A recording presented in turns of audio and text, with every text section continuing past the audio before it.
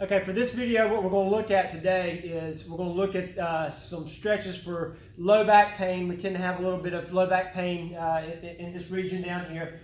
Just to show you what we're looking at today, got Sam here, Sam the skeleton. He's been through a lot. But what we're going to look at is we're going to look at that Quadratus Lumborum, also known as the QL. It sits there and attaches on that last rib down there and attaches to the top of that iliac crest. It's a deep abdominal muscle. It performs a lot of functions. It performs some lateral bending or lateral flexion to one side. It also helps us get some lumbar extension or extending that spine in that manner. Does a few other functions, but those are the main things that we're going to look at. So we're going to look at today as far as stretching that QL, that Quadratus Lumborum.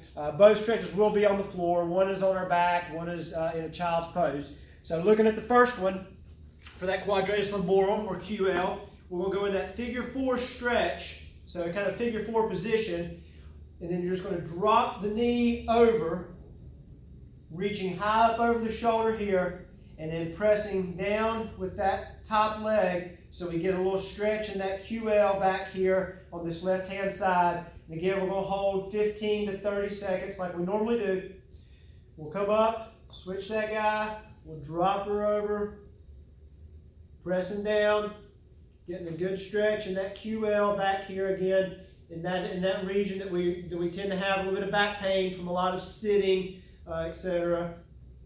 So stretching that QL. So again, you're going to do both sides a couple times, and then we'll look at the stretch for the QL in the child's pose. So it's a normal child's pose, but we're going to add a little twist to it. We're going to add some lateral flexion or some side bend to it. So come down in to that child's pose, get a nice child's pose stretch. Then you're going to walk that guy to one side. So we're going to walk to the right side.